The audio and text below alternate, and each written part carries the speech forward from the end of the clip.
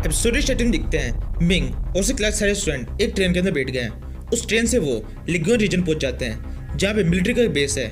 इस military base के अंदर मिलिट्री के सारे वेपन्स, रोबोट्स और एयरशिप्स को रखा जाता है।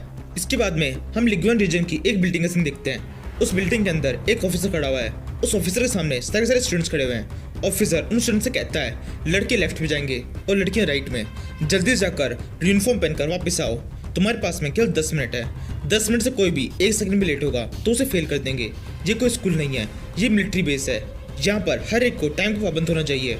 तुम्हारा टाइम अभी शुरू होता है, जाओ।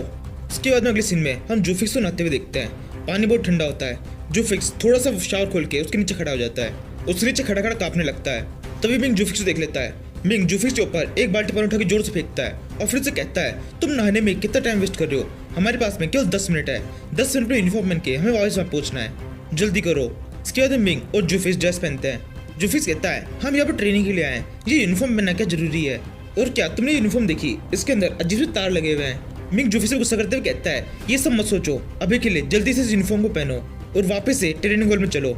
इसके बाद में हमें ट्रेनिंग हॉल का सीन दिखाते हैं। ऑफिसर कहता है 3, 2, 1 टाइम्स अप। अब जो भी स्टूडेंट्स इस हॉल में नहीं पहुंच पाए वो सब फेल हो चुके हैं। जो स्टूडेंट पहुंच चुके हैं उन सभी की आगे की ट्रेनिंग शुरू करते हैं। सबसे पहले आप इनसे मिलिए। ये कहते हुए ऑफिसर एक तरफ इशारा करता है। वहाँ सामने की तरफ एक लड़की खड़ी होती है और उस लड़की के पीछे एक स्पिरिट गार्डियन खड़ा होता है। वो लड़की कहती है मैं रेड ड्रैगन आर्मी की कैप्टन हूँ। मेरे पास में ये हीरोइक स्पिरिट है जिसका नाम ब्लैक स्टील प्रोटेक्टर है। इसे लोग स्पिरिट गार्डियन भी कहते हैं। वो लड़की कह रही होती है। इसी से वहाँ पर एक बहुत बड़ी बंदूक मंगाई जाती है। लड़की ये कहती है इस स्पिरिट गार्डियन से मुझे काफी ज्यादा पावर मिलती है, जिसमें से एक है हाई डिफेंस। उस लड़की कितना कहते ही उस बंदूक में से लगातार गोलियां उस लड़की के ऊपर फायर की जाने लगती है। वो स्पिरिट गार्डियन उस लड़की के सामने एक शील्ड बना देता है जिससे कोई भी गोली उस लड़की की टच नहीं हो पाती। तभी उस बंदी सी बंदूक में से एक बहुत बड़ी तोप सी फायर होती है। स्पिरिट गार्डियन खुद आगे बढ़कर उस गोली को पकड़ लेता है। लड़कियां ये कहती है इसके अंदर एक और पावर है, ये मेरी बॉडी के साथ में कनेक्ट हो सकता है। जिस तरह से मैं अपनी बॉडी को मूव करूंगी उसी तरह से ये स्पिरिट गार्डियन खुद को मूव करेगा। वो लड़की ऐसा कह रही होती है कि तभी उस स्पिरिट गार्डियन के हाथ के अंदर एक बड़ा सा तोड़ा जाता है। इसके बाद में वो लड़की अपने हाथों जोर जोर से घुमाने लगती है। उसके ऐसा करने से स्पिरिट गार्डियन उसी तरह से अपने हाथों को घुमाने लगता है और अपने हथौड़े से चारों तरफ अटैक करने लगता है। ये देखो जूफिक्स बहुत खुश हो जाता है। जूफिक्स मिंग को पकड़ के जोर से हिलाने लगता है और उसे कहने लगता है तुम स्पिरिट गार्डियन को देख रहे हो, ये कितना ज्यादा शानदार है, मुझे भी ऐसा ही चाहिए। मिंग कहता है होश में आओ और छोड़ो मुझे। ये सुनो जूफिक्स मिंग को छोड़ता है। मिंग आगे कहता है ये स्पिरिट गार्डियन ऐसे ही नहीं मिलता है, इसे लेने के लिए तुम्हें अपने सभी स्ट्रेंथ को एकदम फिक्स पे लाना होगा, यानी कि तुम्हारा विजडम, कैरेक्टर, स्ट्रेंथ, पावर सब कुछ एक लेवल पे होना चाहिए। तब जाकर किसी को एक स्पिरिट गार्डियन की पावर मिलती है। ये सुनो जूफिक्स का मुंह उतर जाता है। जूफिक्स सोचने लगता है जो भी चीज मुझे चाहिए होती है वो बहुत ज्यादा मुश्किल से मिलती है। इतनी सारी चीजों के बदले एक स्पिरिट गार्डियन मिल रहा है, छोड़ो जाने दो इससे। इससे अच्छा तो हम मशीनों का यूज कर लेंगे। इंसानों ने इसका अल्टरनेटिव बना तो लिया है, जिसे लेने के लिए इतनी ज्यादा मेहनत करने की जरूरत नहीं है। जूफिक्स से कह रहा होता है तभी वहाँ पर एक ट्रक आता है। ट्रक के ऊपर एक बहुत बड़ा रोबोट रखा होता है जिसके दोनों हाथों में हथियार होते हैं। थोड़ा गौर से देखना पता पड़ता है उस आर्मर के 2 नहीं 4 हाथ होते हैं और हथियार चारों हाथों में होते हैं। इसे देखो जूफिक्स और भी ज्यादा खुश जाता है। जूफिक्स कहता है कितना शानदार ड्रोन है वो। मिंग सोचने लगता है हाँ ये बहुत शानदार ड्रोन है। खास बात यह है इसे चलाने के लिए किसी भी इंसान की जरूरत नहीं है, ये अपने आप ही ऑटो पायलट पे काम कर सकता है। इसी समय हमें एक और लड़की को दिखाते हैं जो कि यहाँ से काफी दूर कहीं पर है। ये किसी अजीब जगह पे चल रही होती है। सामने की तरफ एक बड़ा सा स्ट्रक्चर होता है। वो लड़की उस रोबोट से स्ट्रक्चर के पास में आती है और फिर कहती है मैं समन करती हूँ इंसेक्ट ग्रुप को। उस लड़की के ऐसा कहते ही जमीन नीचे से बहुत सारे इंसेक्ट टाइप के मोस्टर बाहर निकलने लगते हैं। इसी समय सीन वापस से मिंग के पास में शिफ्ट हो जाता है। मिंग ने वो बॉडी सूट पहना होता है जिसके ऊपर एक वायर लाके जोड़ी जाती है। जैसे ही वो वायर मिंग के सूट से कनेक्ट होता है मिंग की बॉडी का साइज बढ़ने लगता है। इसके बाद में हमें एक और बंदे को दिखाते हैं जो कि कह रहा होता है हमारी बॉडी के अंदर भी काफी ज्यादा पावर होती है जिसको अपनी बॉडी के किसी पावर में एक्यूरेट कर सकते हैं। जैसे अब मैं इसे अपने हाथों में एक्यूरेट कर रहा हूँ। इस एनर्जी को अपने हाथों में स्टोर करने के बाद में हम इसे अपने हाथों से शूट भी कर सकते हैं। ये कहते हुए आदमी एक मॉन्स्टर के बजोर से मुक्का मारता है। मुक्का पड़ते हुए मॉन्स्टर तुरंत मर जाता है। उस मॉन्स्टर की बॉडी के चिथड़े उड़ जाते हैं। वो आदमी कहता है ये मार्शल आर्ट की स्किल है, ये भी 4 ग्रेट प्रोफेशनल में से एक है। मिंग इस वाले प्रोफेशनल देखकर बहुत खुश रहा होता है।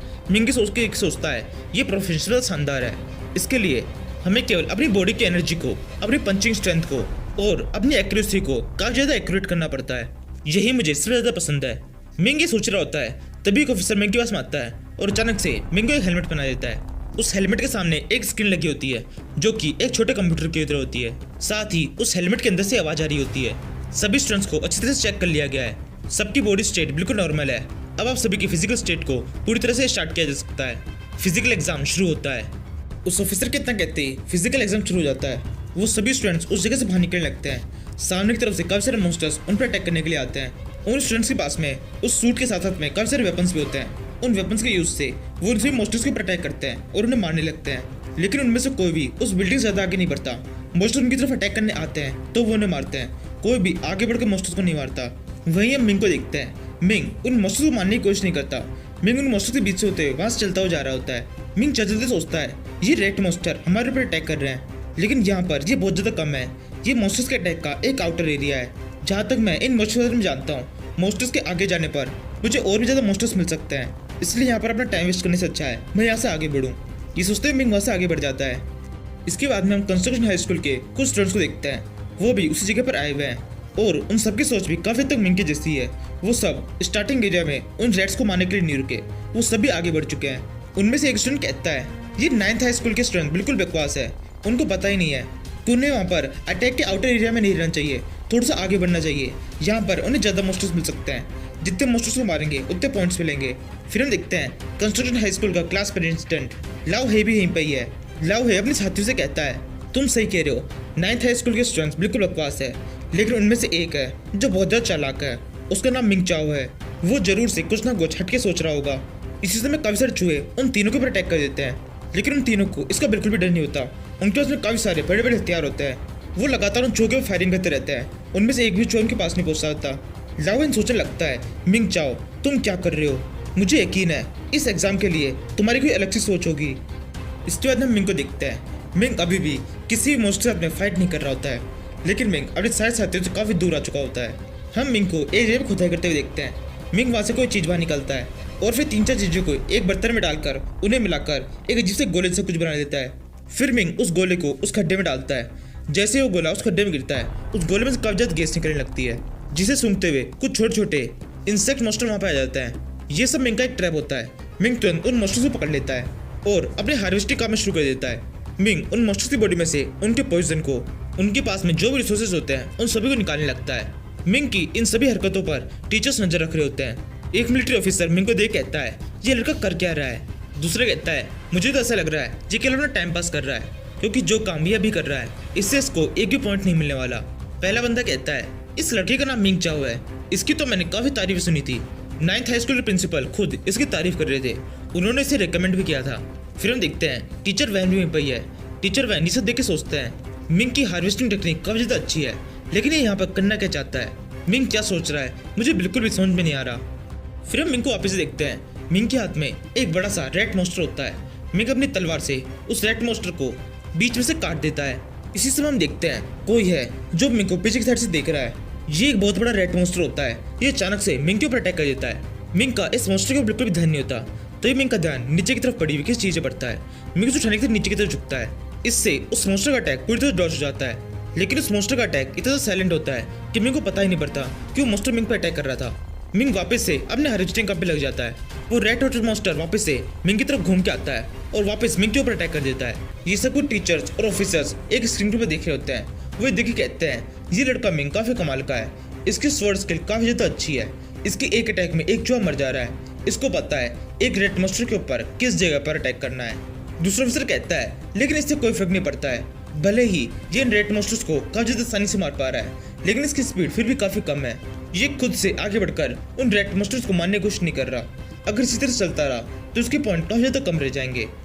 तभी सारे ऑफिसर्स देखते हैं मिंग ने उस मॉन्स्टर्स को मारना बंद कर दिया है। जितने भी मॉन्स्टर्स मिंग पे अटैक करने के लिए आए वो सारे मर चुके हैं। इसके बाद मिंग वापस से वहीं पे बैठ जाता है और अपने बॉक्स में से एक मशीन निकालकर उसके ऊपर एक लिक्विड गर्म में चढ़ा देता है। साथ ही उसके अंदर काफी सारी चीजों को डालता रहता है। थोड़ी देर में मिंग जो बनाना चाहता था वो रेडी हो जाता है। ये एक अजीब सा लिक्विड है। मिंग उसे एक सिरिंज में भरता है और फिर उसे एक राइस बॉल के अंदर डाल देता है। उस लिक्विड के कलर की वजह से राइस बॉल का कलर बदल जाता है, जिसे देखकर मिंग खुश होता है और फिर भागते हुए कहीं जाने लगता है। ये सब कुछ टीचर्स और ऑफिसर्स को बिल्कुल समझ में नहीं आ रहा होता है। एक ऑफिसर कहता है शायद इस लड़के का कोई प्लानिंग है। दूसरा ऑफिसर कहता है लेकिन यहाँ पर प्लानिंग करने की जरूरत ही क्या है, इन मॉन्स्टर्स को ये इतनी आसानी से मार सकता है, केवल किलिंग का काम है। अगर इसी तरह से चलता रहा तो इसके पॉइंट इतने ज्यादा कम होंगे कि पूरी तरह से फेल हो जाएगा। इसने अभी तक जितने मॉन्स्टर्स को मारा है वो तो बहुत ज्यादा कम है। इसके बाद में एक दूसरा ऑफिसर कहता है, ध्यान से देखो, वो लड़का एक सीवर के अंदर जा रहा है। इससे ये बात तो पूरी तरह प्रूफ हो जाती है, इसके पास में एक शानदार प्लान है। मुझे पूरा यकीन है ये हमें सरप्राइज करने वाला है। इसके बाद में मिंग जब सीवर के अंदर जाता है, उस राइबोसोमोल के टुकड़ों को सब जगह फैलाने लगता है और उन टुकड़ों को फैलाते हुए लगातार आगे बढ़ता जाता है। ये सब देखकर एक ऑफिसर को समझ में आने लगता है। वो कहता है, शायद मुझे समझ में आ रहा है यहाँ पर ये क्या करने की कोशिश कर रहा है, ये एक तरह का ट्रैप है। फिर वो ऑफिसर कंप्यूटर के सामने बैठे एक ऑफिसर से कहता है, जल्दी से इस पूरी जगह को थर्मल स्कैन करो और मुझे बताओ यहाँ पर कितने मॉन्स्टर्स है। इसके बाद ऑफिसर थर्मल स्कैन करता है। ये देखकर सभी के सभी बहुत चौंक जाते हैं। उस सीवर के अंदर बहुत सारे मॉन्स्टर्स होते हैं और लगातार बढ़ते जा रहे होते हैं। ये सब कुछ उस अजीब सी रेसबोल के कारण हो रहा होता है। उस रेसबोल की खुशबू के कारण काफी सारे चूहे, काफी सारे रेड मॉन्स्टर्स वहाँ पे अट्रैक्ट हो रहे होते हैं। ये सब पता पड़ने पर टीचर यानी बहुत खुश हो जाता है। वो सोचने लगता है मिंग का प्लान काम कर रहा है। मिंग ने एक सीवर के अंदर रेड मॉन्स्टर्स को इकट्ठा कर दिया है। अब मुझे पता है वो क्या करेगा। इसी समय टीचर यानी जो सोच रहे होते हैं वो हो जाता है। वो सारे रेड मॉन्स्टर्स मिंग को चारों तरफ से घेर चुके होते हैं। तभी मिंग अपने पास से काफी सारे नेट्स को निकालता है जो कि उस सूट के अंदर होते हैं। फिर मिंग उन ग्रेनेड्स को उन रेड मॉन्स्टर्स की तरफ फेंकता है। अब क्योंकि उस सीवर के अंदर कहीं भी भागने की जगह नहीं होती, वो ग्रेनेड फुल फोर्स के अंदर फटते हैं और सारे चूहे जो भी वहाँ पे इकट्ठे हुए होते हैं वो सबके सब मर जाते हैं। तभी हम कंस्ट्रक्शन हाई स्कूल के स्टूडेंट्स को देखते हैं। उनको भी इस ग्रेनेड की ब्लास्ट की आवाज सुनाई देती है। इन कंस्ट्रक्शन हाई स्कूल के तीनों स्टूडेंट का दिमाग काफी हद तक मिंग के जैसे चल रहा होता है। जिस तरह से मिंग ने सोचा था कि उसे बाकी स्टूडेंट्स के साथ में रुककर उन मॉन्स्टर का सामना करने की बजाय अकेले आगे बढ़ना चाहिए, वैसे ही ये तीनों भी अकेले आगे बढ़े हैं और उस एरिया में आए जहाँ पर ज्यादा मॉन्स्टर्स है। जब इन तीनों को ये ब्लास्ट की सुनाई देती है तो उनमें से एक कहता है, ये ब्लास्ट कैसा था। दूसरा बंदा कहता है, मुझे लगता है किसी बेवकूफ ने इन रेड्स को मारने के लिए अपने नेट यूज कर लिया है। इतने छोटे छोटे रेड मॉन्स्टर्स को मारने के लिए ग्रेनेड कौन यूज करता है। जिस किसी ने भी इन्हें यूज लिया है उसने अपने ग्रेनेड वेस्ट कर दिया है, क्योंकि मुझे नहीं लगता इस तरह से वो ज्यादा मॉन्स्टर्स को मार पाएगा। इसके बाद में लहुन सोचने लगता है, मुझे लगता है इस सब में मिंग चाव खा आता है। शायद इस धमाके को मिंग ने किया है, उसका कोई प्लान है। इसी समय उन तीनों को एक लीडर पर विंडो शो होती है जिसके अंदर टॉप 4 स्टूडेंट्स में मिंग का नाम आ रहा होता है। मिंग ने 672 रेड मॉन्स्टर्स को मार चुका है। ये देखकर वो स्टूडेंट्स बहुत ज्यादा चौंक जाते हैं। वो सभी कहने लगते हैं, ये अचानक से क्या हुआ, ये लड़का एकदम से इतना ऊपर कैसे आ गया। लास्ट टाइम जब इसे देखा था तब इसने 50 रेड मॉन्स्टर्स भी नहीं मारे थे और अब इतनी सी देर में इसे 600 प्लस मॉन्स्टर्स को मार दिया। ऐसा कैसे हो सकता है। लाहौन कहता है, उसका नाम मिंग चाओ है, वो कुछ भी कर सकता है। शायद अभी जो बॉम्ब ब्लास्ट हुआ था वो उसी ने किया था। दूसरा जन कहता है, लेकिन ऐसा भी कैसे हो सकता है, कुछ बॉम्ब ब्लास्ट में इतने सारे रेड मॉन्स्टर्स मारे गए। हम कितनी देर से रेड मॉन्स्टर्स को मार रहे हैं, हमने भी अभी तक इतने सारे को नहीं मारा है, क्योंकि इतने सारे रेड मॉन्स्टर एक जगह पर इकट्ठा है ही नहीं। तो फिर उसने उन्हें कैसे मारा।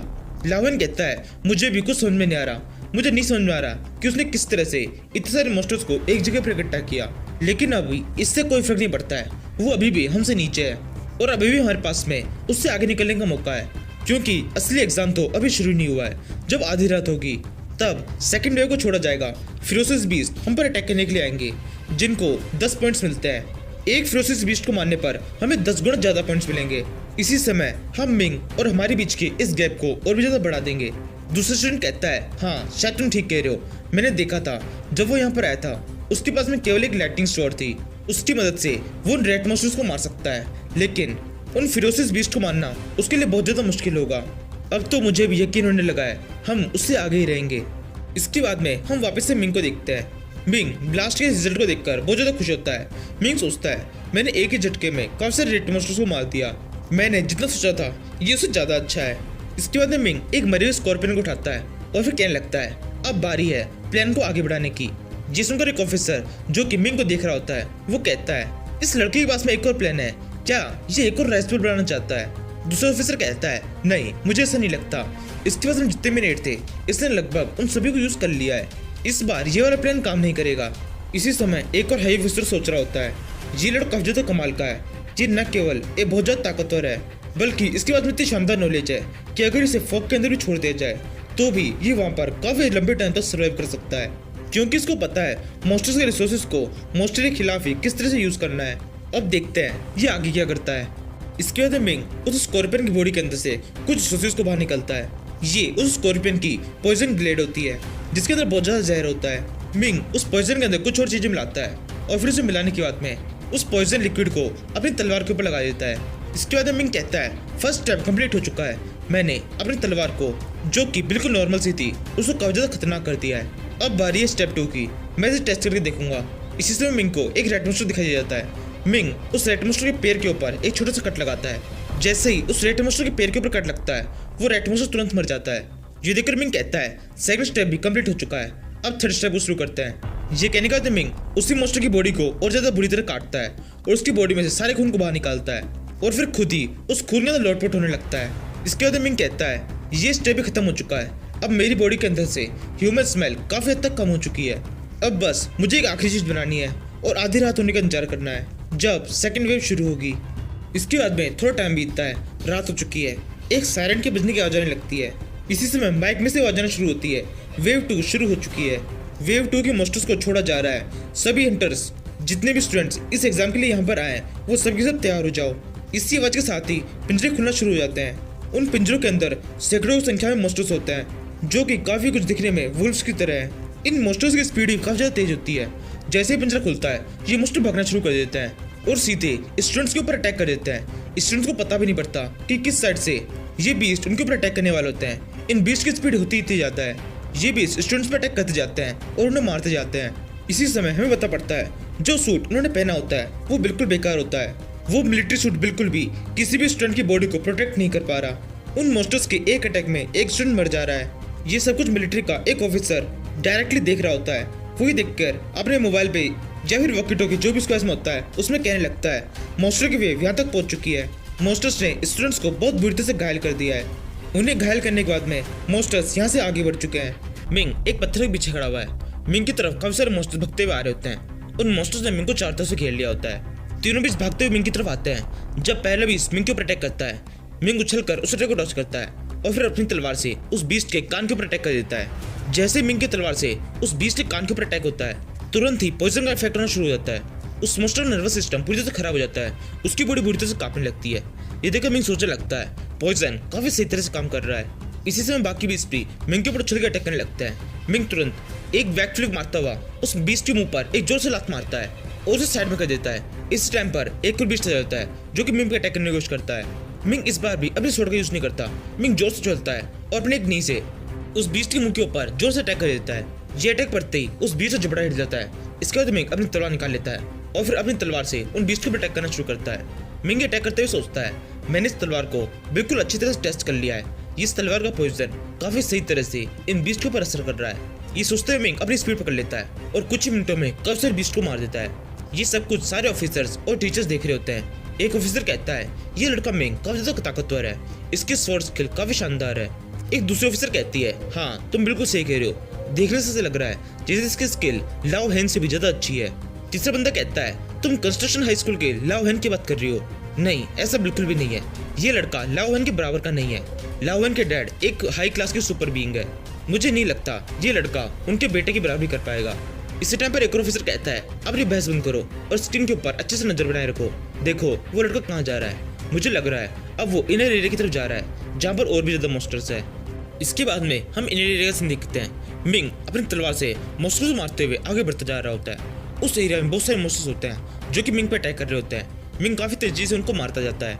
कई बीस्ट को मारने के बाद में मिंग सोचने लगता है जैसा कि मैंने सोचा था इस एरिया में बहुत सारे बीस्ट है, मेरे को उनको मारने से काफी सारे पॉइंट्स मिल रहे हैं। तभी मिंग की नजर एक अजीब सी गुफा जगह पे पड़ती है जहाँ बहुत सारे बीस्ट भागते हुए जा रहे होते हैं। ये देखकर मिंग सोचने लगता है ये बीस्ट मेरी तरफ आने की बजाय उस तरफ भागते हुए क्यों जा रहे हैं, मुझे लग रहा है वहाँ पे कुछ है, मुझे जाके देखना चाहिए।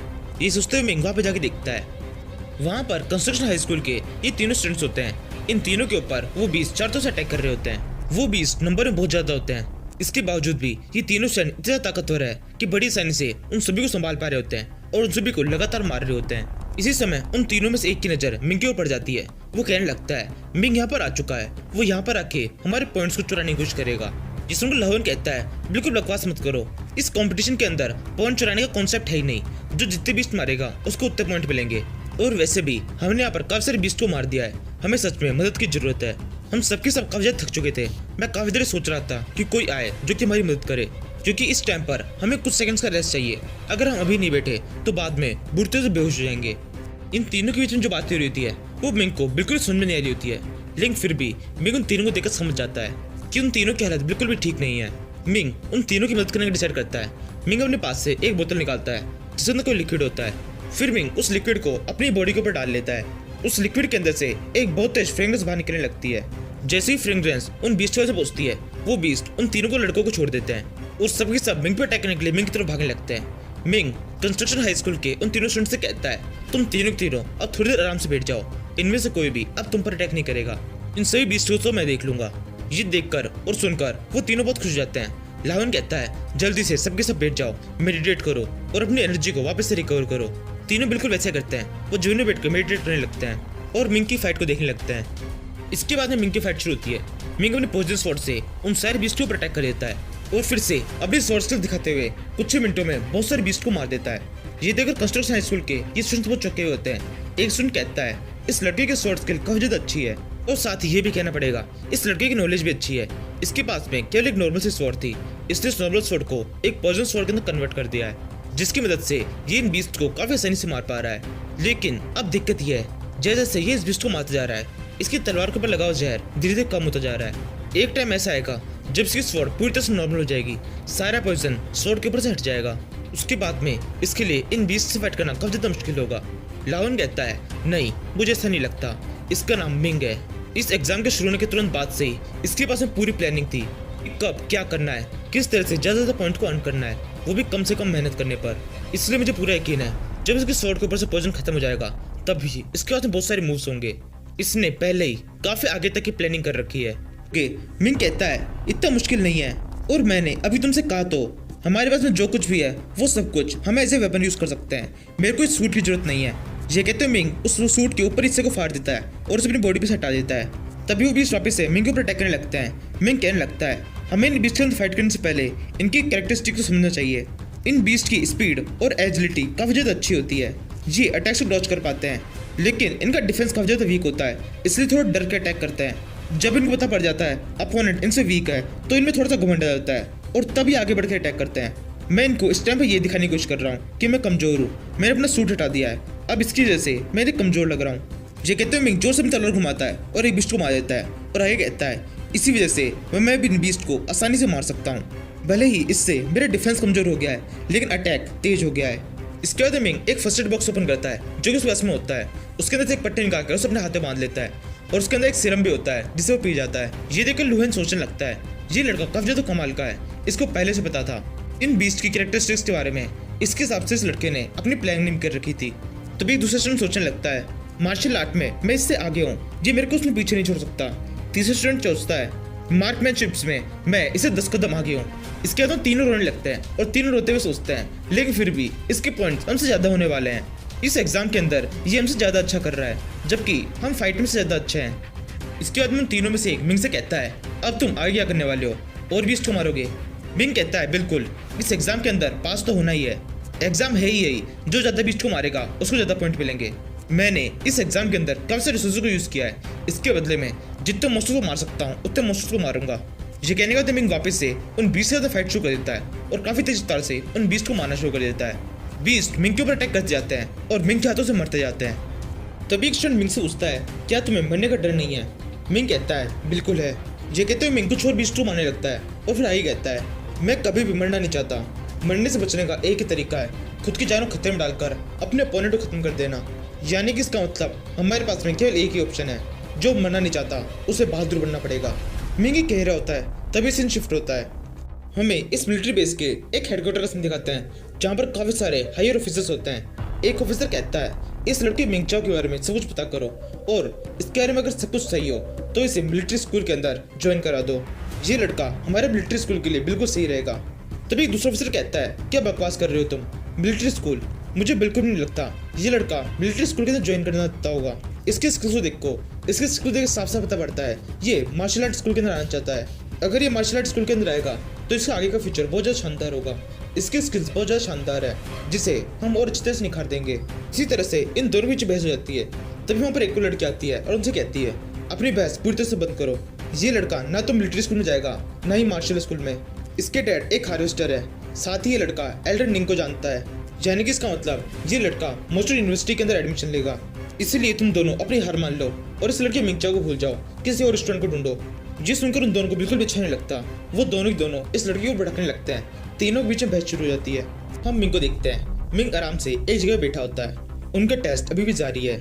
मिंग ने काफी सारे बीस्ट को मार दिया है। अब जो भी बीस्ट बचे हैं वो सारे मिंग से बहुत ज्यादा डर गए। उनमें से कोई भी मिंग के पास आने की हिम्मत नहीं कर रहा। मिंग अपनी रैंक देखता है। मिंग को पूरी सिटी के स्टूडेंट्स के बीच में 273वीं रैंक मिली है। कंस्ट्रक्शन हाई स्कूल के स्टूडेंट कहता है अब हमें क्या करना चाहिए। सारे के सारे कैट बीस्ट यहाँ से भाग चुके हैं क्योंकि वो इस लड़के मिंग से डर चुके थे। इसलिए अब हमारे पास में पॉइंट्स कलेक्ट करने का कोई भी ऑप्शन नहीं है। अब वो फिर से हम पर अटैक करने के लिए नहीं आएंगे। लवन कहता है इसमें कोई बड़ी बात नहीं है, कोई बात नहीं, उन्हें जाने दो। वैसे भी हम जितने मार सकते थे हमने उतनों को मार दिया है और अब एक और वेव आने वाली है जो कि लास्ट और थर्ड वेव होगी जिसके अंदर बॉस मोस्टर्स को भेजा जाएगा। तीसरा स्टूडेंट कहता है वैसे तो थकान काफी हद तक कम हो चुकी है लेकिन फिर भी ऐसा लगता है उन मोस्टर से फाइट करना काफी ज्यादा मुश्किल होगा क्योंकि हमें पता नहीं है बॉस मोस्टर के रूप में किस मोस्टर को भेजा जाने वाला है। इसी समय उन सभी स्टूडेंट्स के हाथ में लगी मशीन में से कोई आवाज आने लगती है। ये आवाज एक अलर्ट मैसेज की तरह होती है जिससे पता पड़ता है थर्ड वेव को छोड़ दिया गया है जिसके अंदर बहुत सारे शेल्टर स्वॉर्ड पाइथन है।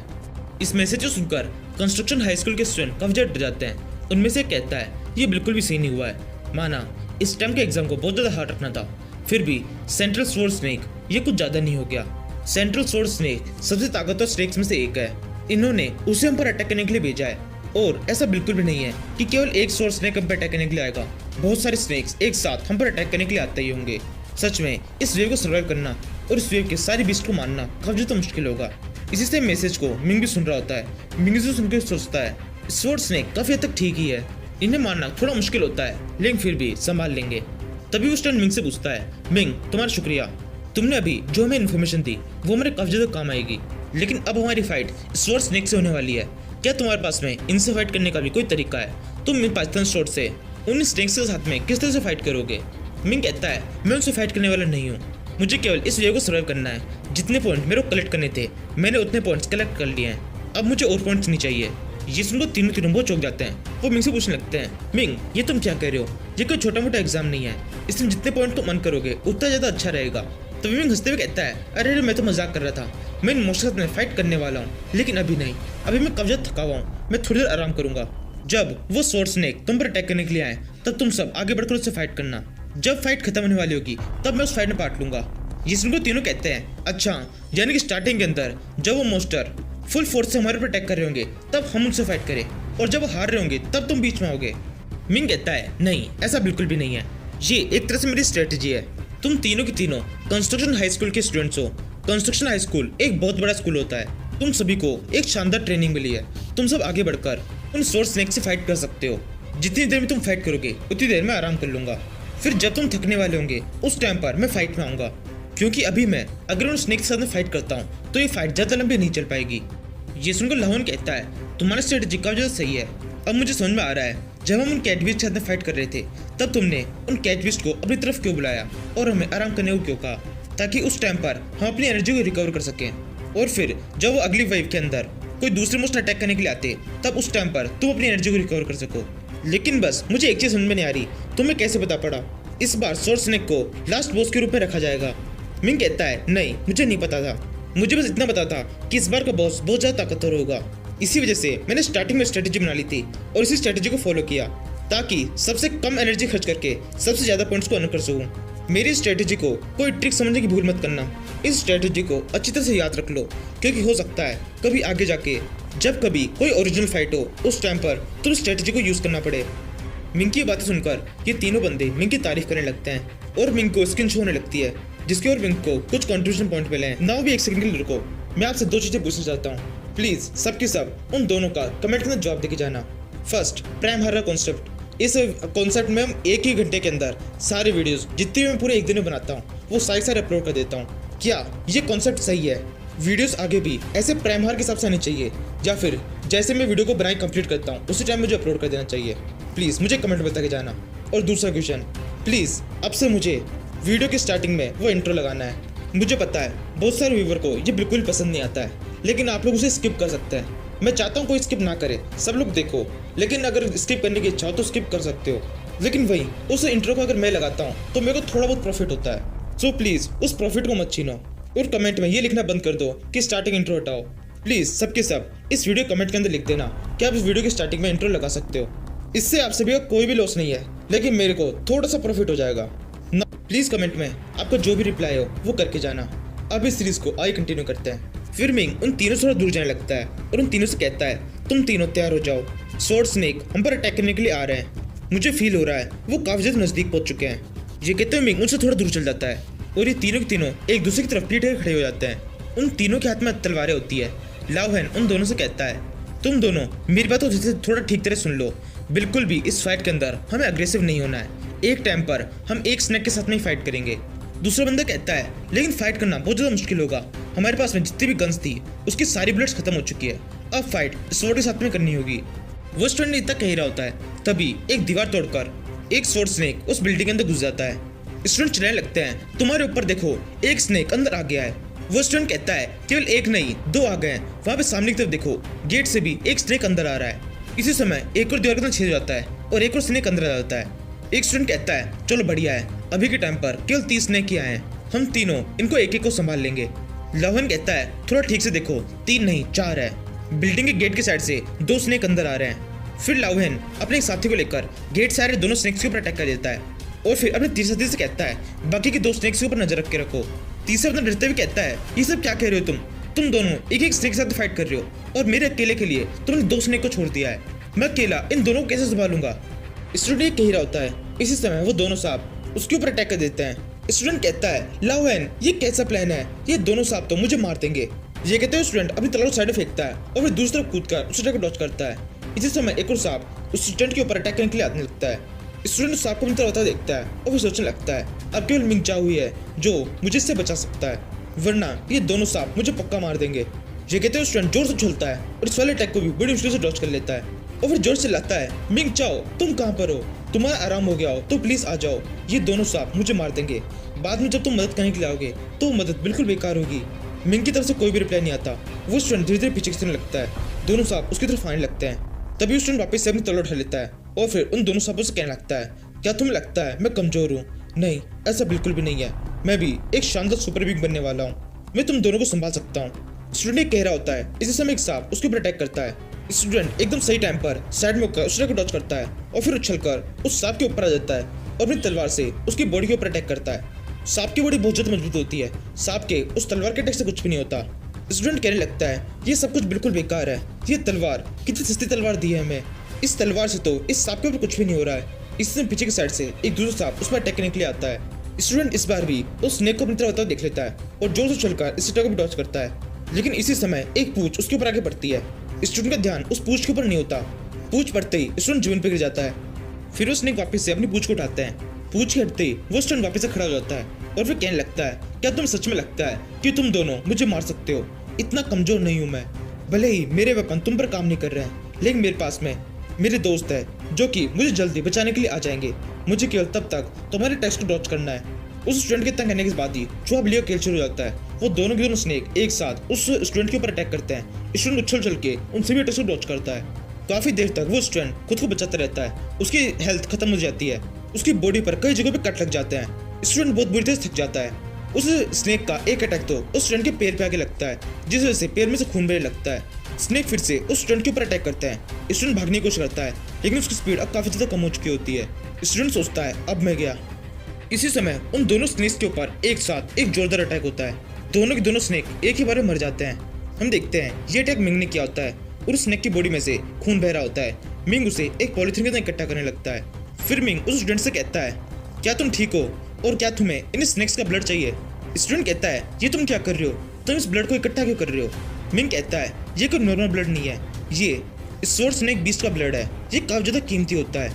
माना कि एक एग्जाम है और हमें ज्यादा मॉन्स्टर्स को मारना है, लेकिन इतने महंगे रिसोर्स को बेकार करना बिल्कुल भी सही नहीं है। एक पाइथन की बॉडी के अंदर और भी काफी सारे रिसोर्स होते हैं जो कि काम आते हैं। ये कहते हुए मिंग अपनी तलवार से उस पाइथन की बॉडी को काटने लगता है और उस पाइथन की बॉडी में से उसके हार्ट और उसके ब्रेन को बाहर निकाल लेता है। इसी समय कंस्ट्रक्शन हाई स्कूल के बाकी 2 स्टूडेंट्स वहाँ पे पहुंचते हैं। लाओहेन उस स्टूडेंट से कहता है, फेंगडा तुम ठीक हो? लाओहेन के साथी स्टूडेंट कहता है, फेंगडा तुम अभी तक जिंदा हो। मुझे बिल्कुल नहीं लगा था कि तुम अभी तक जिंदा होंगे। सच में तुमने प्रूफ कर दिया कि तुम काफी ताकतवर हो। वो स्टूडेंट फेंगडा हंसते हुए कहता है, क्या तुम्हें ऐसा लगा था मैं अब तक मर चुका हूँ? वैसे बात तो सही है, अगर मिंग मेरी मदद नहीं करता तो मैं अब तक मर चुका होता। मिंग ने मुझे बचा लिया। ये सुनकर लाओहेन मिंग की तरफ देखने लगता है। मिंग साइड में खड़ा होकर उस पाइथन के खून को पी रहा होता है। ये देखकर वो दोनों स्टूडेंट बहुत चौंक जाते हैं। वो मिंग से कुछ कहने वाले होते हैं। इसी समय उनके हाथ पे बैठी हुई मशीन में से कोई अलार्म की आवाज आने लगती है। इस आवाज को सुनते ही चारों चारों तुरंत उस अलार्म को सुनने लगते हैं। उसे सुनने के बाद में उन्हें पता पड़ता है कि कोई है जिसे मदद की जरूरत है। मिंग उन तीनों से कहता है किसी को हमारी मदद चाहिए, हमें चलकर उसकी मदद करनी चाहिए। कंस्ट्रक्शन हाई स्कूल के तीनों स्टूडेंट इसके लिए हाँ कह देते हैं और मिंग के पीछे पीछे चलने लगते हैं। जब वो चलते हुए जा रहे होते हैं तब उन्हें रास्तों में बहुत सारा फॉग दिखाई देता है जो कि काफी ज्यादा अजीब होता है। मिंग उन सभी को अपना हाथ दिखा के रोकता है और उनसे कहता है यहाँ की सिचुएशन बिल्कुल भी ठीक नहीं है, सबकी सब केयरफुल हो जाओ, मुझे लगता है यहाँ पे आसपास कोई मॉन्स्टर है। मिंग इतना कहता ही है कि इतने में पीछे से किसी की चिल्लाने की आ जाती है, बचाओ बचाओ। ये कहते हुए एक स्टूडेंट भागते हुए उनकी तरफ आता है। उस स्टूडेंट के ठीक पीछे एक वुल्फ होता है। वो स्टूडेंट अभी भी लगातार बचाओ बचाओ चिल्ला रहा होता है। तभी वेयरवुल्फ जोर से चलता है और उस स्टूडेंट के मुंह को खा जाता है और वो स्टूडेंट वहीं के वहीं मर जाता है। मिंग जब उस डिमन वुल्फ को देखता है तब मिंग को अपने हेलमेट के अंदर इंटरफेस दिखाई देने लगता है जिसके अंदर उस डिमन वुल्फ की इन्फॉर्मेशन बताई जाती है। उस हेलमेट के अंदर लिखा आता है ये ब्लड मून डिमन वुल्फ है। ये आमतौर पर ग्रुप में रहते हैं। इनका ग्रुप जहाँ कहीं भी जाता है वहाँ पर इनकी बॉडी के अंदर से एक अजीब सा फॉग निकलता है और चारों तरफ फॉग बन जाता है। अगर आप एक प्रोफेशनल हंटर है तो ही इनके साथ में फाइट करें।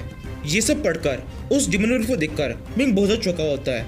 मिंग सोचने लगता है ये सब क्या हो रहा है, हमारा बॉस मॉन्स्टर तो स्वॉर्ड स्नेक बीस्ट था और अब ये डिमन वुल्फ यहाँ पे कहाँ से आ गए। मुझे बिल्कुल भी नहीं लगता है इन डिमन वुल्फ को किसी भी तरह से हमारा बॉस मॉन्स्टर बनाया जा सकता था, क्योंकि ये एक फ्यूरियस बीस्ट है। स्टूडेंट्स के लिए इनसे फाइट करना बहुत ज्यादा मुश्किल होता है। मिंग ये सोच ही रहा होता है, इसी समय जोर से उसे एक आवाज सुनाई देती है। स्टूडेंट्स इस टेस्ट को यहीं पे रोका जाता है। टेस्ट के अंदर बहुत ज्यादा गड़बड़ियां हो गई है, बहुत ही गलत तरह के मॉन्स्टर्स यहाँ पर आ चुके हैं। ये कहते हुए एक सुपर बीइंग उड़ते हुए वहां पर आ रहा होता है। ये सुपर बीइंग सीधे आकर उस वुल्फ के ऊपर गिरता है और उस वुल्फ के मुंह पर एक जोर से मुक्का मारकर उसे मार देता है। ये वही सुपर बीइंग है जो इतनी देर से एक जगह पर खड़ा होकर इतने सारे स्टूडेंट्स को मरते हुए देख रहा था। मिंग जब इस सुपर बीइंग को देखता है तो मिंग कहता है प्रिंसिपल आप यहाँ पर, और आपने भी क्या कहा, इस एग्जाम के अंदर गलत तरह के मॉन्स्टर्स आ गए हैं। मिंग के कहने का पता पड़ता है ये बंदा 9th हाई स्कूल का प्रिंसिपल है। प्रिंसिपल सुन मिंग से कहता है हाँ मैंने यही कहा है, ये एरिया बहुत ज़्यादा खतरनाक है, यहाँ पर काफ़ी सारे खतरनाक बीस्ट आ चुके हैं, इसलिए इस टेस्ट को यहीं पर रोका जाता है। सभी के सभी स्टूडेंट जल्दी से जल्दी आउटर एरिया में पहुंचो। ये बात प्रिंसिपल सुन न केवल मिंग को कह रहा होता है बल्कि अपने वॉकी टॉकी से बाकी सभी स्टूडेंट्स को बता रहा होता है। इसी समय लाओहेन प्रिंसिपल सुन से कहता है प्रिंसिपल हम भी यहीं पे रुकेंगे, आपने अभी कहा ना ये मॉन्स्टर काफी ज्यादा डेंजरस है, हम आपकी मदद कर सकते हैं। मिंग उस स्टूडेंट से कहता है नहीं तुम किसी भी तरह से प्रिंसिपल सुन की मदद नहीं कर सकते हो, और प्रिंसिपल खुद से ही बहुत ज्यादा ताकतवर है, वो इन मॉन्स्टर को संभाल लेंगे। हमारे लिए अभी ज्यादा जरूरी है कि हम खुद को बचाएं, क्योंकि अभी के टाइम पर हम एक हंटर नहीं है, इसलिए हमारे लिए अच्छा होगा हम यहाँ से चले जाएं। ये सुनकर इन तीनों को बहुत ज्यादा बुरा लगता है। प्रिंसिपल सुन उन तीनों से कहता है मिंग बिल्कुल सही कह रहा है, तुम सभी यहाँ पर रुक कुछ भी नहीं कर पाओगे, इसलिए तुम्हारे लिए अच्छा होगा तुम जल्दी जल्दी आउटर एरिया में पहुंचो, यही सबसे बड़ी मदद होगी। ये कहते हुए प्रिंसिपल सुन उड़ते वहां चला जाता है और वापस से अपनी बात को रिपीट करता है सभी स्टूडेंट्स मैं तुम सभी को बताना चाहता हूँ ये एग्जाम यहीं पर रोका जाता है, जल्द जल्दी आउटर एरिया में पहुंचो। ये कहते हुए प्रिंसिपल सुन वहां चला जाता है। प्रिंसिपल सुन के वहां जाते ही मिंग और कंस्ट्रक्शन हाई स्कूल के सभी स्टूडेंट्स को मॉन्स्टर से घुराने की आवाज आने लगती है। लाओहेन पीछे की तरफ देखता है और फिर मिंग से कहता है मिंग मुझे नहीं लगता हम यहाँ से जा पाएंगे, ये मॉन्स्टर्स हमें जाने नहीं देंगे। मिंग कहता है कोई बड़ी बात नहीं है, हम इन मॉन्स्टर्स को मार देंगे उसके बाद में यहाँ से जाएंगे। इसके बाद हम चारों तरफ पीछे की तरफ देखने लगते हैं। हम देखते हैं उनके पीछे बहुत सारे डिमन वुल्फ्स होते हैं। इतने सारे डिमन वुल्फ्स के वहाँ पर आने के कारण वहाँ का फॉग भी काफी ज्यादा बढ़ जाता है। मिंग स्टूडेंट से कहता है बिल्कुल ध्यान से इनसे फाइट करना, यहाँ जिबिन के ऊपर बहुत सारे क्रैक है, इन क्रैक के नीचे बहुत ज्यादा फॉग है, ये फॉग बहुत ज्यादा खतरनाक है। इस फॉग में फंसने के बाद में मेरे साथ में क्या होगा इसके बारे में मुझे भी नहीं पता, इसलिए हमें किसी भी तरह से इन फॉग के अंदर नहीं गिरना है। मिंग की बात सुनकर तीनों स्टूडेंट ओके कहते हैं। इसके बाद में फाइट शुरू होती है। डिमन वुल्फ उन स्टूडेंट्स को अटैक करने लगते हैं। स्टूडेंट्स आगे बढ़कर उन डिमन वुल्फ के साथ फाइट करते हैं और वे कहने लगते हैं ये डिमन वुल्फ काफी ज्यादा कम है, हम इन्हें आसानी से संभाल सकते हैं। मिंग कहता है हाँ तुम बिल्कुल सही कह रहे हो, जल्दी जल्दी इन सभी को खत्म करो, क्योंकि हो सकता है इनको खत्म करने से पहले ही और भी बहुत सारे डिमन वुल्फ आ जाएं। ये कहते हुए मिंग भी आगे बढ़कर उन वुल्फ्स को अटैक करता है और उन्हें मारने लगता है। इसी समय मिंग एक गलत जगह पर अटैक कर देता है। मिंग जब अटैक करने के लिए आगे बढ़ता है तब उस टाइम पर वो एक गलत जगह पाँव रखता है जिससे जमीन कटने लग जाती है। उस जमीन के बीच में गैप इतना ज्यादा बढ़ जाता है कि मिंग का ठीक से बैलेंस भी नहीं पड़ पाता। उसी समय एक मॉन्स्टर मिंग के ऊपर अटैक कर देता है। उस मॉन्स्टर से बचने के चक्कर में मिंग उस फॉग के अंदर गिर जाता है। मिंग के साथ साथ में वो बीस्ट जो मिंग के ऊपर अटैक कर रहा था वो भी उस फॉग के अंदर गिरता है। फॉग के अंदर गिरते ही मिंग और वो बीस्ट किसी अजीब जगह पहुंच जाते हैं। बीस्ट अभी भी मिंग की बॉडी के ऊपर काटने की कोशिश कर रहा होता है। मिंग अपनी तलवार को उस बीस्ट के मुंह में घुसा लेता है और खुद को बचाने की कोशिश कर रहा होता है। तभी मिंग खुद ही उस बीस्ट के ऊपर काट लेता है और फिर उसे चिल्लाए कहता है, तू मुझे काटना चाहता है ना, अब देख काटने पे कैसा लगता है। मिंग इतनी जोर से उस बीस्ट की बॉडी पे काटता है कि उस बीस्ट की बॉडी में से खून बहने लगता है। इस अटैक को करने के लिए मिंग अपने हाथ को इतना ज्यादा घुमाता है कि मिंग के हाथ में एक फ्रैक्चर बढ़ जाता है। मिंग के हाथ की हड्डी अपनी जगह से हिल जाती है। तभी वो बीस्ट मर जाता है। मिंग उठता है और फिर उस बीस्ट से कहता है, देखो तुमने ये क्या किया, तुम्हें मारने के चक्कर में मेरा एक हाथ टूट गया। इसके बाद मिंग जोर से उसी कंधे से एक पेड़ के ऊपर टक्कर मारता है। मिंग के ऐसा करते ही मिंग की हड्डी वापस से अपनी जगह पे आ जाती है। इसके बाद नीचे के साइड एक नोटिस होता है जिसके ऊपर लिखा हुआ है, मिंग ने अभी जो कुछ भी किया है, मिंग की हड्डी टूटने के बाद में उसने खुद से उसे जोड़ लिया। ये सब कोई भी अपने घर पे दोहराने की कोशिश ना करे, क्योंकि मिंग को बचपन से इसकी ट्रेनिंग मिली हुई थी। मिंग की हड्डी टूटी वापस जुड़ गई, हो सकता है आपकी ना जुड़ पाए। किसी भी तरह गड़बड़ होने पर मनावा प्राइम जिम्मेदार नहीं होगा। बस आप लोग चैनल को सब्सक्राइब और वीडियो को लाइक करके रख लो प्लीज। मैंने बोलना बंद कर दिया है तो आप लोग करना ही बंद कर दिए। मैं देख रहा हूँ 60% से ज्यादा लोग हैं जिन्होंने चैनल सब्सक्राइब नहीं कर रखा। प्लीज सब्सक्राइब करो और वीडियो के अंदर एक अच्छा सा कमेंट करके जाओ ना। इस वीडियो को आगे कंटिन्यू करते हैं। मिंग का हाथ टूटने के बाद में वापस से जुड़ चुका है। मिंग चलते हुए इधर उधर देखने लगता है और फिर सोचने लगता है, ये मैं कहाँ गया, ये तो एक अजीब सा जंगल है। देखने से ऐसा लग रहा है मैं ड्रैगन सिटी के बाहर कहीं आ गया हूँ। शायद उस फॉग की वजह से मैं इस जंगल के अंदर टेलीपोर्ट हो गया हूँ। ये सोचते हुए मिंग जब आगे बढ़ रहा होता है तब तो सामने की तरफ कुछ घर दिखाई देते हैं। मिंग उसे देख के खुश होता है। इसी टाइम पर मिंग को एक आवाज आने लगती है, ये सब क्या है, हम यहाँ पर कैसे आ गए। मिंग दिखता है ये आवाज फैंग डा की होती है। फैंग भी जब उस मॉन्स्टर के साथ फाइट कर रहा था तब उस फॉग के अंदर गिरने के कारण इस जगह पर आ गया है। तभी यहाँ पर लाओहैन और उसका एक साथी आता है। लाओहैन कहता है, मुझे लगता है वो फॉग जो था उसके अंदर टेलीपोर्टेशन की पावर थी जिसकी वजह से हम यहाँ पर टेलीपोर्ट हो गए। तभी मिंग को कुछ याद आता है। मिंग सोचने लगता है, मुझे याद आ रहा है मेरी पिछली लाइफ में मैंने एक खबर सुनी थी जिसके अंदर कई सारी जगहों पर अजीब से क्रैक दिखाई दिए थे। क्रैक के अंदर कुछ फॉग था। फॉग के अंदर गिरने वाले लोग सभी के सभी गायब हो गए थे। यानी कि इसका मतलब, जैसे मिंग को याद आता है मिंग को एक स्क्रीन शॉट होने लगती है जिसके ऊपर लिखा है, ये ब्लड मून स्लेक्टेरा है। काफी सारे लोग इस प्रॉब्लम के अंदर फंस चुके हैं। जो भी लोग इस प्रॉब्लम में फंसे हैं तुम्हें उन्हें बचाना होगा। ये एक मिशन है। इस मिशन को पार करने पर तुम्हें बहुत सारे कंट्रीब्यूशन पॉइंट, लगभग 10,000 कंट्रीब्यूशन पॉइंट मिलेंगे। क्या तुम इस मिशन को एक्सेप्ट करना चाहते हो? इसी स्क्रीन के ठीक नीचे जस्ट और नो के ऑप्शन शो हो रहे होते हैं। ये पढ़ने के बाद हमें सोचने लगता है ये ऑफर तो काफी ज्यादा अच्छा है। 10,000 कंट्रीब्यूशन पॉइंट, ये बहुत बड़ा अमाउंट होता है, लेकिन फिर भी ये मिशन भी काफी ज्यादा हार्ड है। मुझे इस तरह सोचना चाहिए। तभी स्टूडेंट मिंग से कहता है, मिंग अब हमें आगे करना चाहिए। मिंग कहता है, कोई दिक्कत वाली बात नहीं है, हम अचानक से उस जगह से गायब हो गए थे। मुझे पूरा यकीन है मिलिट्री को अब तक ये पता चल चुका होगा। मिलिट्री जरूर से कुछ लोगों को हमें ढूंढने के लिए भेजेगी। वो जल्दी ही हमें ढूंढ लेंगी और हम बच जाएंगे। मिंग ये कह ही रहा होता है। इसी समय बहुत सारे मोस्टर से घुराने की आवाज आने लगती है। एक स्टूडेंट डरते हुए कहता है, मोस्टर घुराने की आवाज आ रही है और ये आज इतनी तेज है, मुझे ऐसा लग रहा है यहाँ पर आसपास में बहुत सारे मोस्टर्स है। शायद उन डीमन वुल्फ का पूरा ग्रुप यहीं पर है। मिंग कहता है, तुम्हें बिल्कुल भी डरने की जरूरत नहीं है। ये मोस्टर्स हमारे डर को ही भाप लेते हैं। तुम जितना ज्यादा डरोगे उन मोस्टर्स को हमारी लोकेशन के बारे में उतना ज्यादा पता पड़ेगा। इसलिए तुम तीनों बिल्कुल शांत हो जाओ। इसके बाद मिंग एक मरे हुए डीमन वुल्फ के पास में जाता है। उसकी बॉडी के ऊपर एक कट लगाता है, उसके ब्लड को बाहर निकालने लगता है और फिर उस ब्लड के अंदर कुछ पट्टियों को इधर उधर घुमाने लगता है। इसके बाद में उन स्टूडेंट से कहता है, ये डीमन वुल्फ का ब्लड है। ये ब्लड काफी ज्यादा शानदार होता है, इससे पॉइजन से बचने में मदद मिलती है। इन पट्टियों को तुम अपने मुंह में बांध लो। अगर यहाँ पे आसपास में किसी भी तरह का पॉइजन होगा तो वो इसकी वजह से हम पर अटैक नहीं करेगा। तीनों स्टूडेंट बिल्कुल वैसे करते हैं। वो उस पट्टी को अपने मुंह में बांध लेते हैं। मिंग आगे कहता है, अब हम हमारा मिशन शुरू करेंगे। हमारा मिशन है यहाँ पे और जितने भी लोग हैं उन सभी को बचाना। मिंग के इतना कहते ही ये मिशन शुरू हो जाता है। एक स्टूडेंट के ऊपर डीमन वुल्फ अटैक करता है। मिंग सही टाइम में वहाँ पहुंच जाता है, उस स्टूडेंट को उठाता है और भागने लगता है। डीमन वुल्फ मिंग का पीछा करता है। इसी टाइम बाकी के स्टूडेंट्स उन डीमन वुल्फ के ऊपर अटैक करते हैं और उन्हें मिंग तक पहुंचने से रोकते हैं। इतनी देर में मिंग भागते हुए उस स्टूडेंट को लेकर एक सेफ जगह पहुंच जाता है और फिर उसे जमीन पर रख देता है। इसी तरह से सबके सब मिलकर काफी सारे स्टूडेंट्स को उस जंगल के अंदर रेस्क्यू करते हैं। थोड़ी देर में उन सभी को होश लगता है। मिंग उन सबसे कहता है, हम सबके सब इस टाइम पर एक जंगल के अंदर है। उस फॉग के कारण हम सभी यहाँ पे टेलीपोर्ट हो गए हैं। लेकिन किसी को भी बिल्कुल घबराने की जरूरत नहीं है। मिलिट्री ने हमें ढूंढने के लिए काफी सारे लोगों को भेजा होगा, वो जल्दी हमें ढूंढ लेंगे। हमें केवल एक ही काम करना है, तब तक सर्वाइव करना है। हमें पूरी तरह जिंदा रहने की कोशिश करनी है जब तक मिलिट्री के सोल्जर्स यहाँ पे नहीं पहुँच पाते।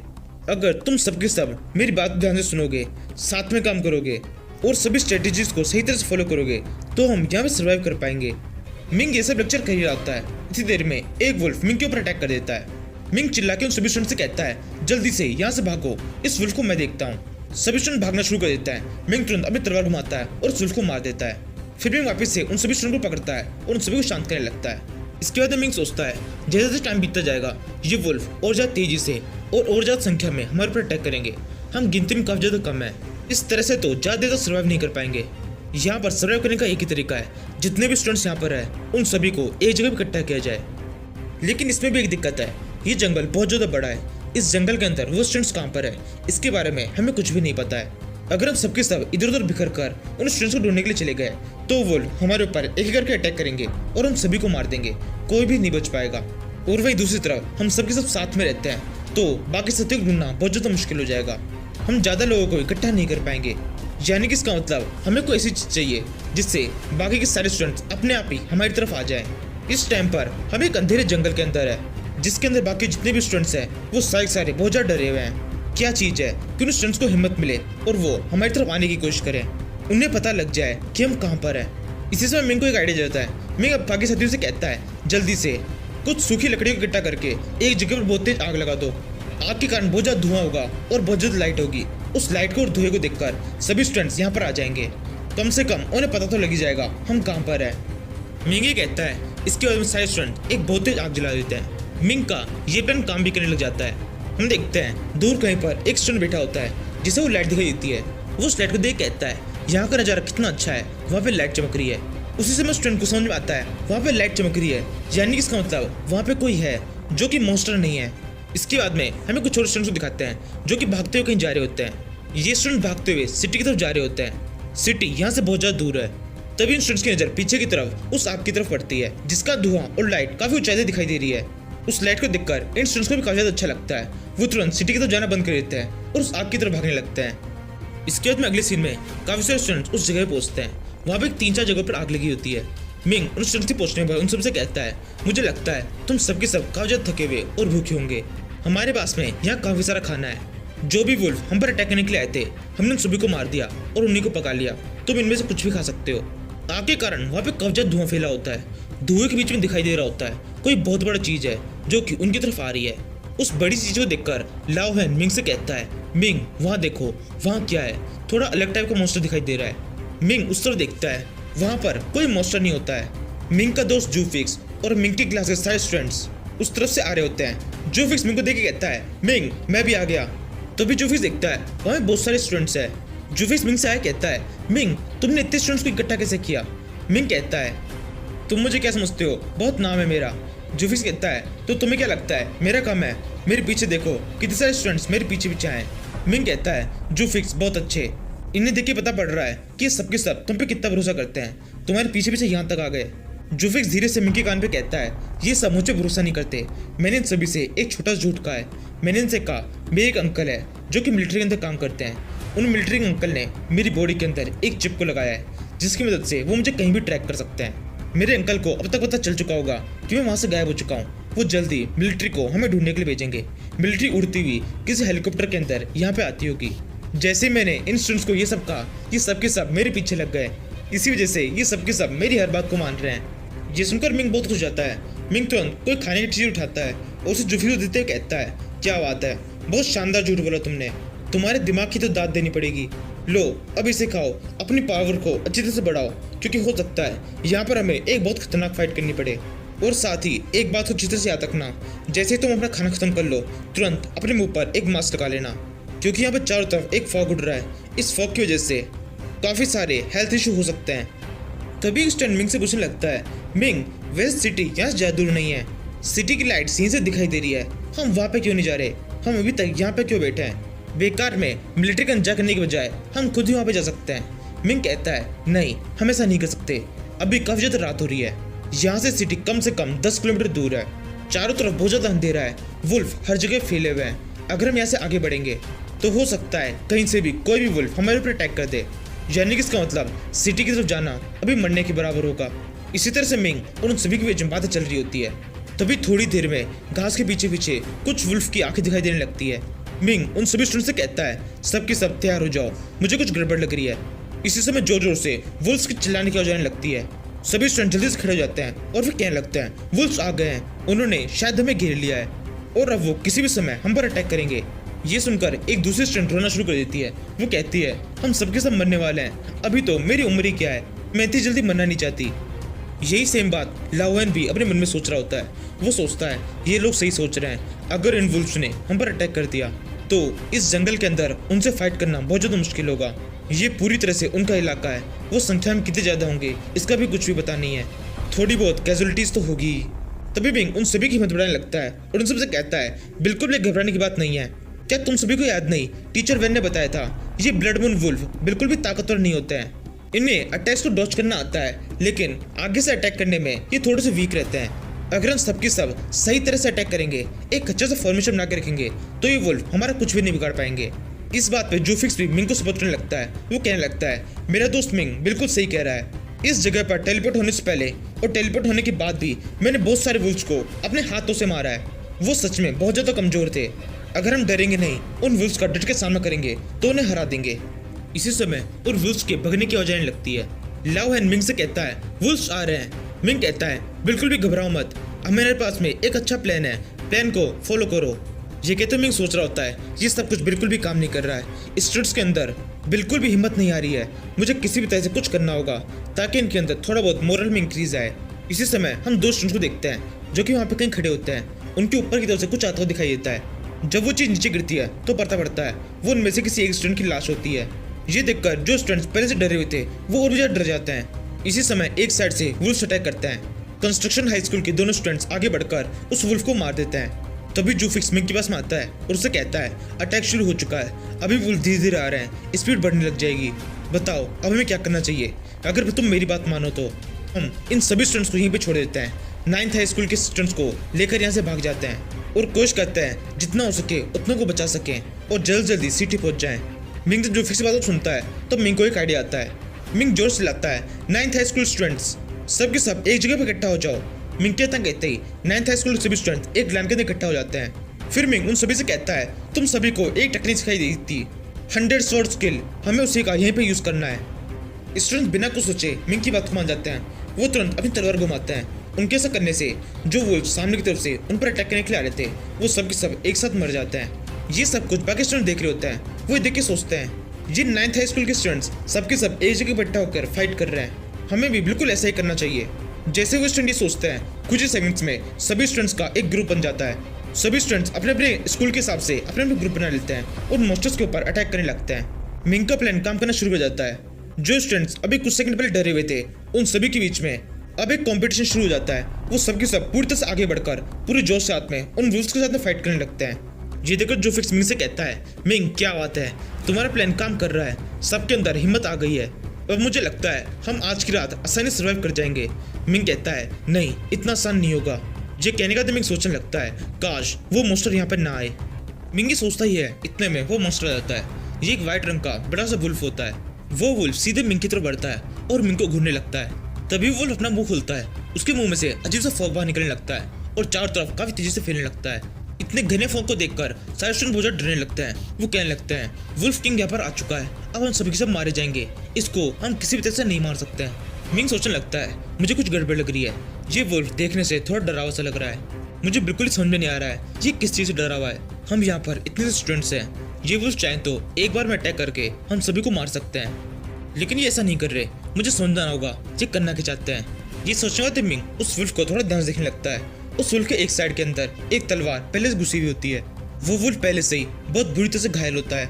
मिंग उस तलवार को देख के सोचता है, ये तो काफी ज्यादा अच्छा हुआ, ये वुल्फ अभी लास्ट सांसें ले रहा है, शायद ऐसा हो सकता है यहाँ पर आने से पहले इसे कोई और स्टूडेंट मिला हो, इसने उसको मार तो दिया लेकिन उस स्टूडेंट ने इसकी बॉडी के अंदर एक तलवार घुसा दी। इस घाव को देखकर मैं पक्के तौर पर कह सकता हूँ ये वुल्फ थोड़े टाइम में मर जाएगा।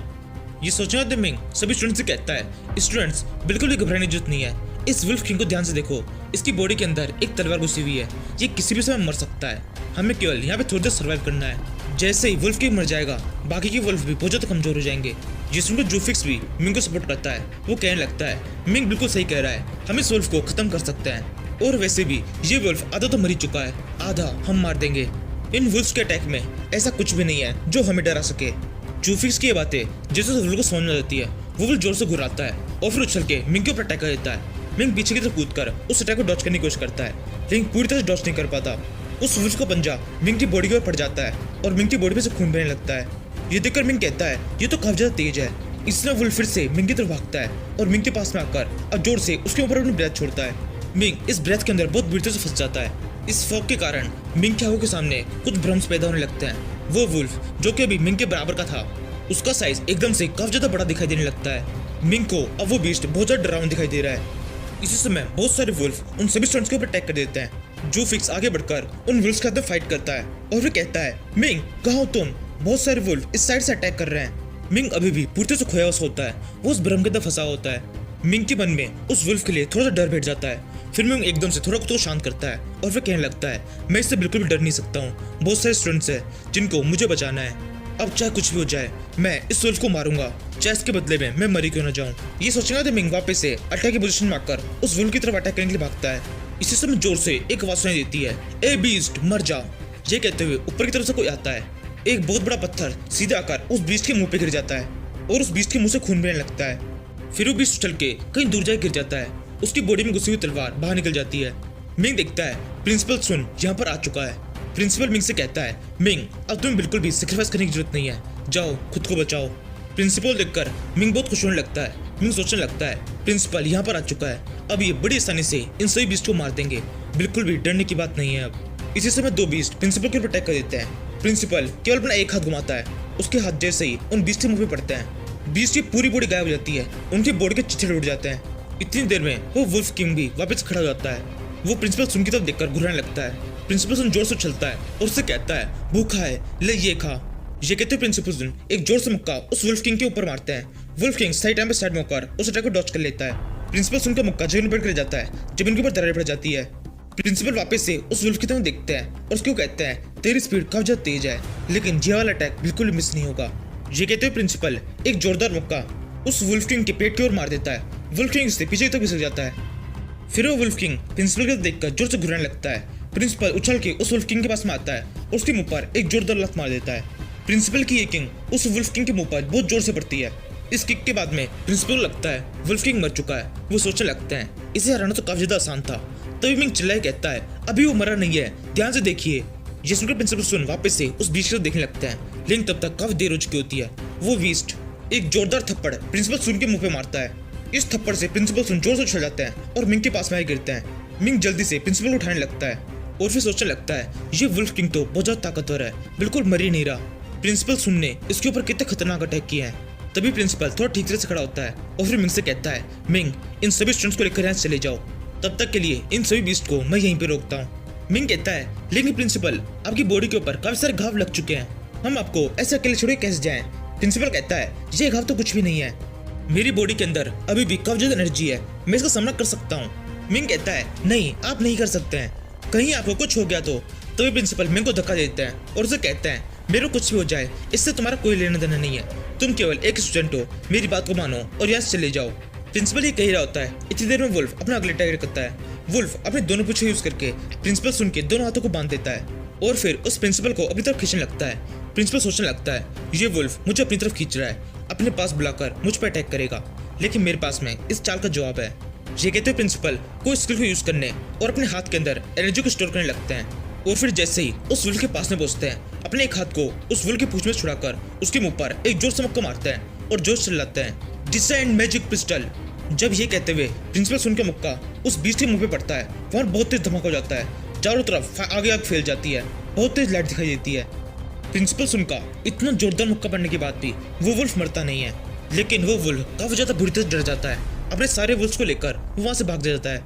फिर प्रिंसिपल उन सभी स्टूडेंट्स से कहने लगते हैं स्टूडेंट्स मुझे माफ कर दो, हमने उस जगह पर उस मिलिट्री बेस में काफी अच्छी सेफ्टी रखी थी, लेकिन इसके बावजूद भी ये सब कुछ हो गया। इस सब के अंदर पूरी गलती हमारी है।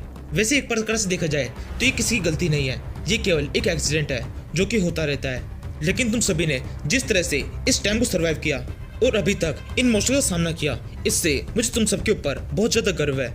मैंने यहाँ पर आने से पहले मिलिट्री से बात कर ली थी। मिलिट्री लगभग 20 मिनट में यहाँ पर पहुँचती होगी। तब तक के लिए तुम सब आराम कर सकते हो। यहाँ पर मैं हूँ, मैं तुम सबको बचाऊंगा। अगर बीस दोबारा से अटैक करने के लिए आता है तो सबसे पहले मुझसे फाइट करेंगे। ये सुनकर सारे स्टूडेंट बहुत ज्यादा खुश जाते हैं और जोर जोर चिल्लाने लगते हैं, हम बच गए, हम बच गए।